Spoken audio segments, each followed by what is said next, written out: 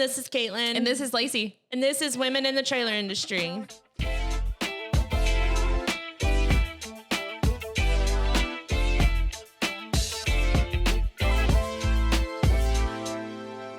Today, we're going to talk about toxic workplaces, and is it reality or is it perception? So the first thing here is toxic workplaces. The word's been thrown around a lot in society. And so it makes you always kind of wonder, are you doing the right thing? Do you have a toxic workplace? You know, and you're constantly going back and forth between these thoughts on trying to create one that's not toxic. Yeah.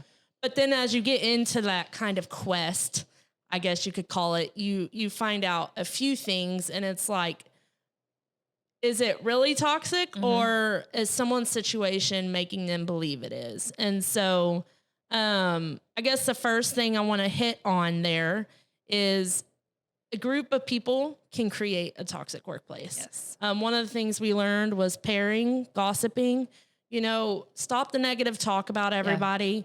When they're not in your presence. I mean, if they are in your presence, great, but let's work toward productive conversation. We always have to check ourselves on this, but that together as a group creates less of a toxic workplace, because when I think toxic, that's what I think about. Like people who aren't uplifting, people who aren't encouraging and constantly trying to be better. I don't even think about all the other mess. So, that speaks a lot to me, because I'm like, someone else's perception of toxic is not at all what I deem as toxic, right? So do you have any other thoughts on that? Yeah. So truly, I do think that it is like a group of people that could create this environment. And so when I think about that, though, we talk about like not pairing, and we address the situation, don't gossip. But really, what do you want as a company? So what do you want as your teammates? Do you want people that want to just cut you down all the time, or you know you're going to make this decision and you're going to do it, and then when you walk out of the room, they're going to all talk behind your back, you know? But really, what do you like? What lifts you up personally? For me, it is knowing that I have contributed something, and knowing that and trying, you know, we're nobody's perfect, but trying not to be that person who I don't want to be, and that is talking behind somebody's back and doing it in a negative fashion. So I try to think about that. Like, what do I want for myself? Do I want people talking about me? No. So why am I going to be talking about other people? And so I just think about that. And I think when you don't have that kind of situation, then you have a lot more happier people in your workplace. But also when you have a bunch of people pairing and talking bad about other people, all of a sudden there becomes this sense of like, we can make the rules now. Yeah. And you kind of forget, just that you are employed by this company, and that you do have a job to do. And so it kind of skews, especially if it's a room. So if it's a room of people and they're with each other every day, and there's this negative energy and this negative feeling, then all of a sudden it's like, the rules don't really matter. The processes don't really matter. And then you go back to square one of like building for growth instead of cutting down and condemning. So, I mean, I think for me, my number one thing is to listen to my team. What are they talking about? And to try to listen, not that I'm trying to eavesdrop, but to try to listen when they don't know I'm listening, because they'll be more candid. So I'll know like, okay, so this is how they truly feel. And us as leaders, I feel like that's hardest, but we are the ones, it falls on us to identify this. Yeah. And then it falls on us to fix it. Yeah. So how do you even go about doing that? You know? So, and with some people it may be hard, just because some people like to make jokes. And honestly, I'd always been told I don't have a sense of humor, but some jokes just aren't funny. Like as a society in a whole, not just here at this organization, but it's become a norm to like make jokes about other people, and it be, I guess that's how people are socially connected, but it's like, why? You know what I'm saying? So I probably don't speak a lot, except to those maybe I feel most comfortable, but it's like some jokes aren't funny. I even heard some this morning. I'm like, why does HR keep being brought into everything? Like, do y'all want HR writing you up for everything? Like, why is this a joke? Like, seriously, why do you keep saying these things? And so I kind of digress, but, you know, those types of situations actually do make a toxic workplace. And so. Yeah. And is the joke truly lighthearted and everybody take it as a joke, or is it a slight? Yeah. Is it a slight against somebody that everybody's laughing at and that person may be laughing along, but really they're like, what the heck, you know? Like, but so, I mean, identifying that kind of stuff, and really what you said at the very beginning is squashing it. Like, tell everybody we're not a pairing company. We're not going to sit and talk and gossip. And we all know by the time that one story gets to the fifth person, it's completely different. It doesn't even make any sense anymore. Yeah. And you're like, what? Like, it's like, what does that even mean? Like, that wasn't at all what the context was or anything like that. And so there's no way to telephone it all the way through the company and it get to the end and it be the same and it not be hurtful. And so you have to think about that when you start it, you know? Yeah. And then you know, moving on from the people and just a societal norm, I think another thing that I see commonly in society is that we call something a toxic workplace when work is being demanded of us, and we maybe feel like we can't reach the bar, so then we create this would be the perception side, but we create this like our reality, basically, that it is bad for us, it's not serving us and all that. And maybe it's not. And so maybe you need to go find the place that is. Right.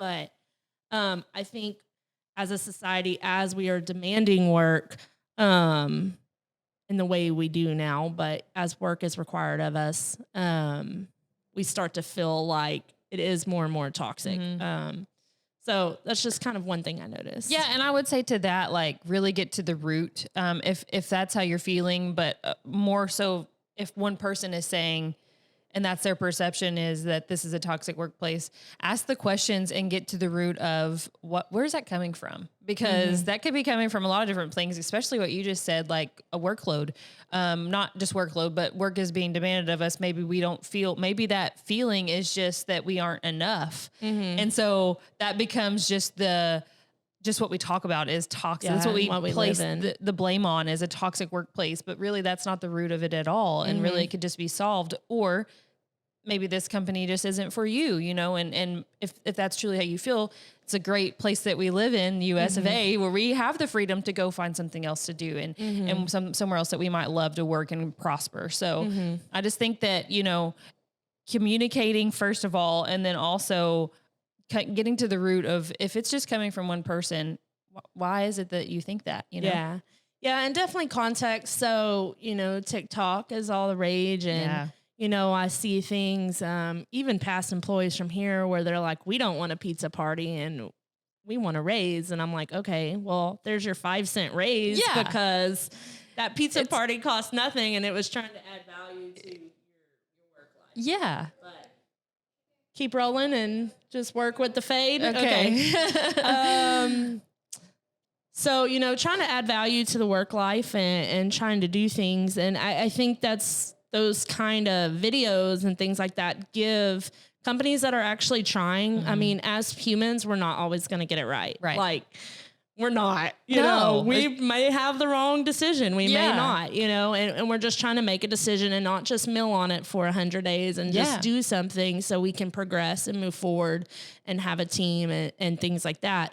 So I just think those videos are just like, all workplaces aren't bad, right? You know, and a lot of it is perception. Like, why are these people feeling like this? Yeah. You know, are they not getting paid enough? Are they pairing too much with their community, their coworkers and things like that? Are they feeling lonely if they work remote and things like that? So I definitely know that landscape has changed over the past few years. It has. With all the remote workers. So I haven't experienced that, but I can only imagine what our remote workers think. So we're trying to get better on that, but it's definitely interesting. So I don't think they'd have bad perception besides maybe their workload, but who knows?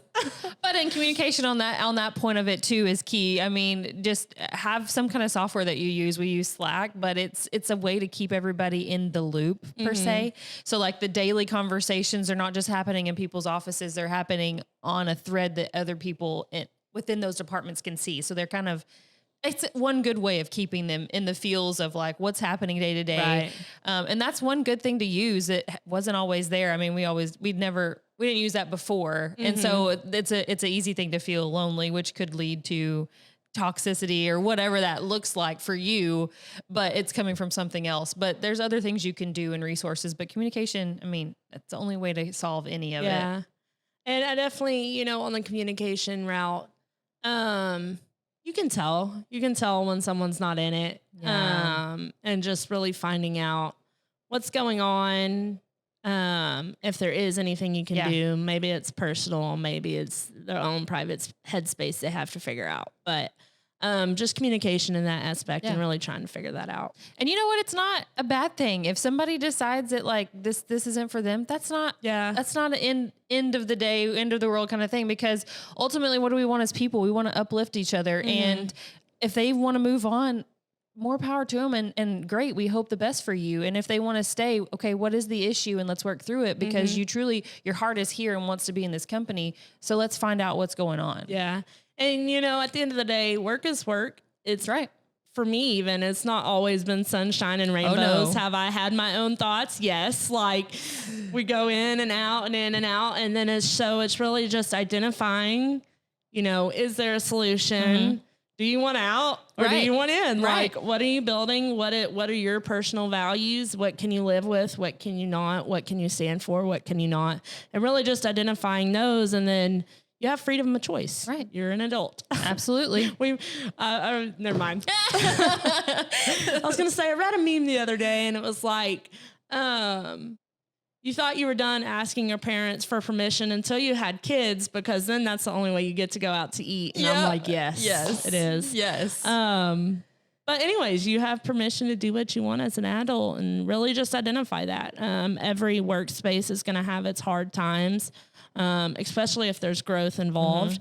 Mm-hmm. We've all had those here, and just really working through those. And also, I mean, us as leaders, if you're leaders of a company and you do identify that it is toxic, indeed, then you need to be really proactive of what is causing it. And that may be a big change for your company, but you got to squash it. So it's not something that lands you with an entire company of unhappy people, because you don't want that. Yeah, for sure. Well, that's all I have today. Is that all you have? Yep. So, at the end of August, we have NATDA coming up. And what is that? North American Trailer Dealer Association. And we have some super exciting things going on. We have Women in the Trailer Industry Committee this year, so be looking out for some good things for that. We have a networking event, so that's exciting, and some education going on. And then what else do we have? It is sold out, so it's going to be a big crowd. We're excited about that. You did say education, education opportunities. Juan at Full Send will be there doing podcasts. We will be doing podcasts live the whole time. So if you want to be on the podcast, we've said it before, but just reach out to us. Let us know. We would love to schedule you in, or if you're there and you see us, be like, hey, can I jump in on this? And so we're absolutely open to that. So just let us know. Yep, absolutely. Well, that's all we have for you today. Just remember, you create your space that you live in, and then we'll see you next time. Bye, guys. Bye.